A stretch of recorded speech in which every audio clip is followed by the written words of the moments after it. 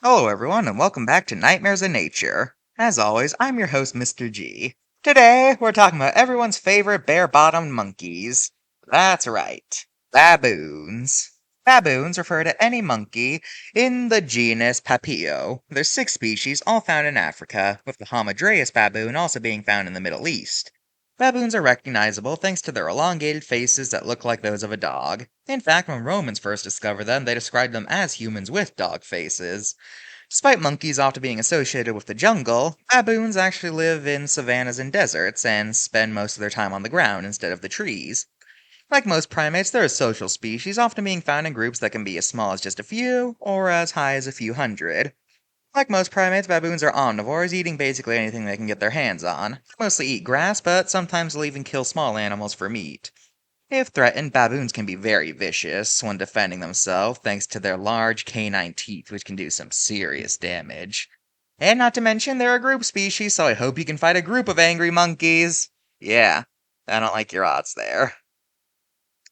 Well, we got some time, so let's talk about 2 primates often mistaken for baboons.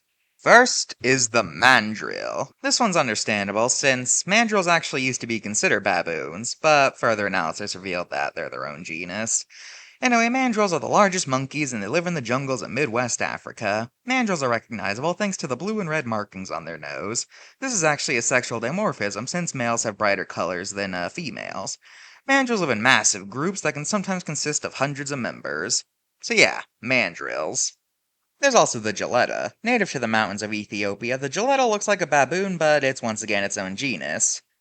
Alright, I know what you're looking at, so let's talk about it. The most notable thing about the geletta is the fact they have a bare patch of skin on their chest. This is like a hormone meter. When males are in their prime breeding time, their chest will be bright red, and when females are ready to mate, their chest will get covered in blisters. Ugh.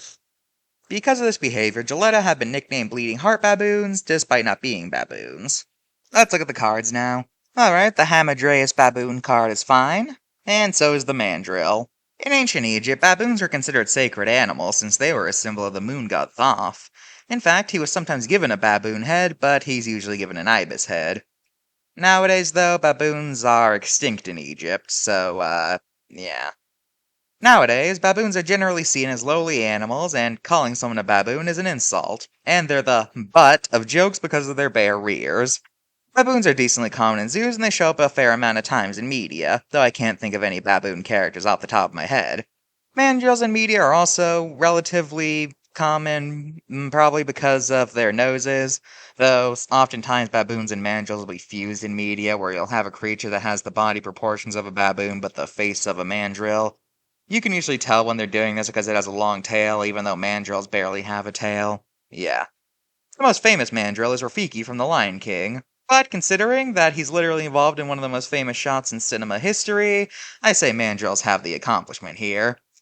Well, that's all for this episode of Nightmares of Nature. You know, I was originally going to ask the town simian if he wanted to be in this video, but yeah, I found out he's not a baboon, he's a Japanese macaque, and I found out he does not like being called a baboon. He smashed Eric's head off a chair. Anyway, he's busy anyway. He's busy protesting the producers of The Ultimate Splashdown because they weren't allowing him to be in the show. And basically, he wanted to be in the show since he thought that since his species spends all that time in the hot springs, they qualify as aquatic. But then they pointed out that his species basically just takes baths, and if that was the only requirement, then they'd have to let every animal in the show.